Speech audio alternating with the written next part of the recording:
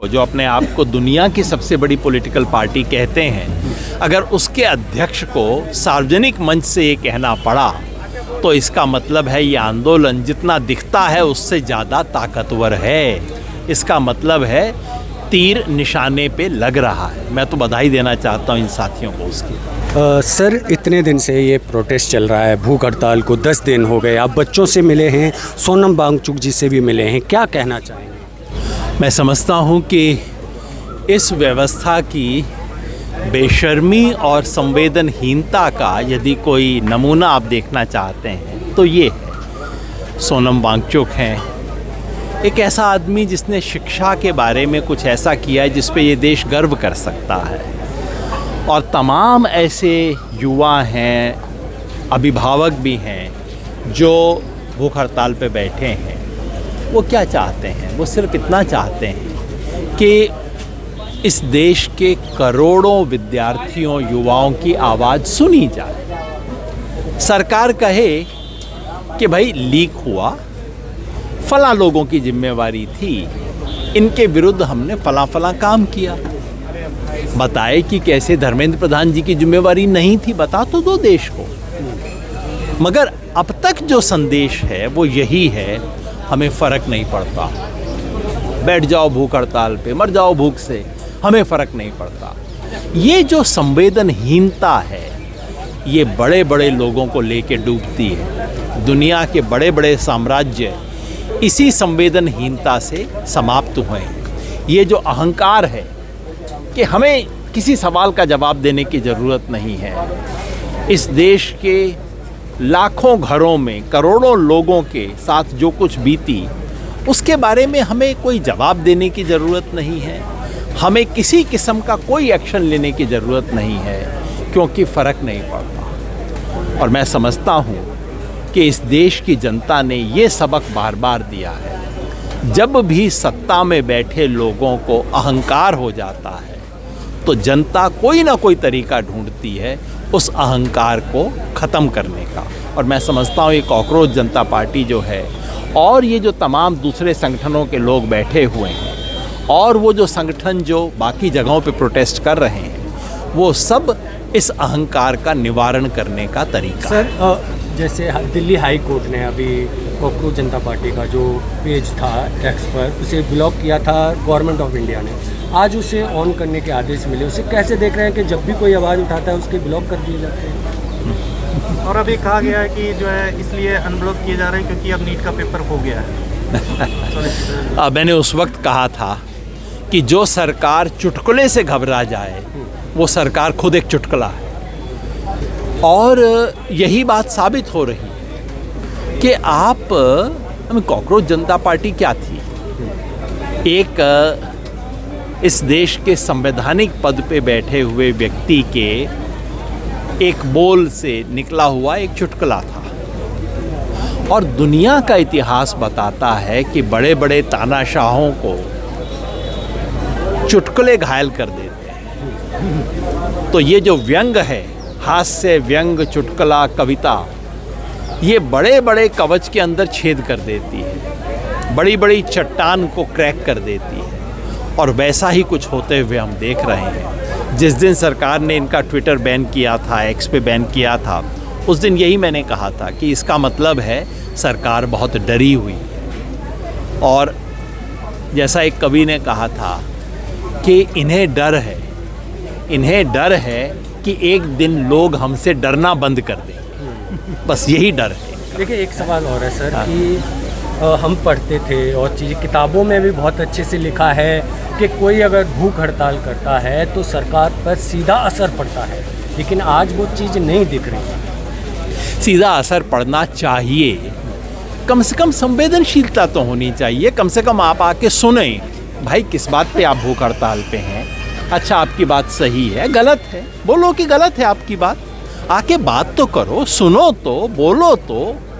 ये जो संवेदनहीनता है, संवादहीनता, संवेदनहीनता, ये अहंकार से पैदा होती है। सर, राहुल गांधी अगर एक साथ सब लोग मिल करके लड़ते तो शायद और भी मजबूत होता है संघर्ष। आपको क्या? ये बड़ी लड़ाई है, हर कोई व्यक्ति अपनी अपनी जगह से लड़ रहा है। अगर यूथ कांग्रेस वाले, NSUI वाले सड़कों पे लड़ाई लड़ रहे हैं, मैं उसका स्वागत करता हूँ। अगर आयशा के साथी यहाँ पे बैठे हुए हैं अलग से अपना बना के मंच, उसका स्वागत करता हूँ।